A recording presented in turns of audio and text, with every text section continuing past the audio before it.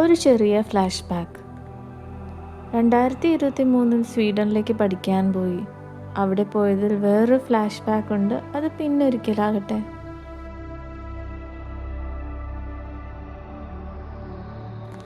ജോലിക്ക് വേണ്ടി പലയിടത്തും അലഞ്ഞു.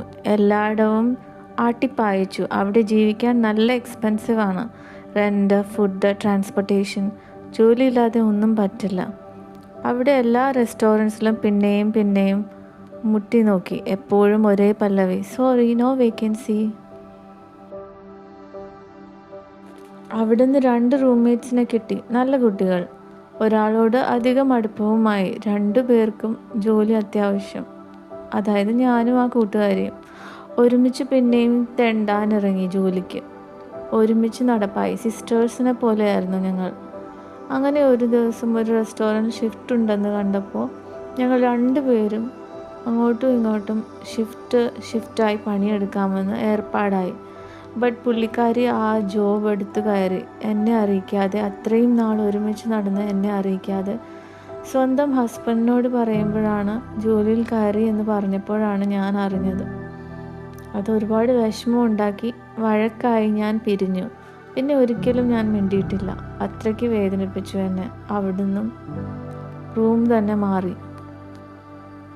അങ്ങനെ റൂമൊന്നും കിട്ടാതെ കിച്ചണിൽ വരെ കിടന്നിട്ടുണ്ട്.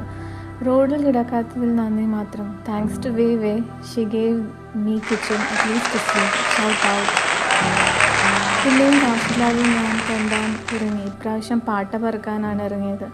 ക്യാൻ അവിടെ കിട്ടും. ക്യാൻ അവിടെ ഡെപ്പോസിറ്റ് ഇട്ടാൽ കാശ് കിട്ടും. അങ്ങനെ 1 വർഷത്തോളം ഞാൻ ഫുഡ് കഴിച്ചത് ക്യാൻ പറക്കിയാണ്. ആദ്യമൊക്കെ ഞാൻ ഒറ്റയ്ക്കായിരുന്നു.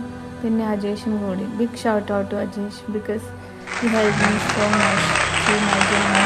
Thank you.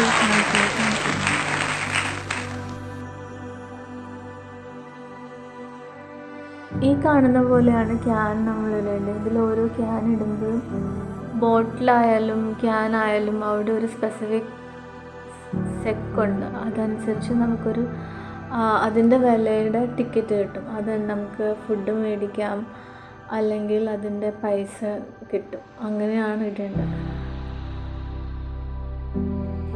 ഇവിടെ വണ്ടി ഓടിക്കാൻ നല്ല രസമായിരിക്കും. ബിക്കോസ് നല്ല ഹോണില്ല, സൗണ്ട് പൊല്യൂഷൻ ഇല്ല, പിന്നെ ട്രാഫിക് റൂൾസ് ഉണ്ട്. എല്ലാവരും റൂൾ ഒബേ ചെയ്തിട്ടാണ് ഇവിടെ വണ്ടി ഓടിക്കുന്നത്.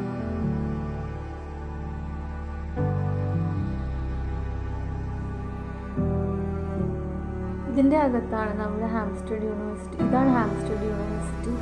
ഇവിടെയാണ് ഞാൻ പഠിച്ചത്.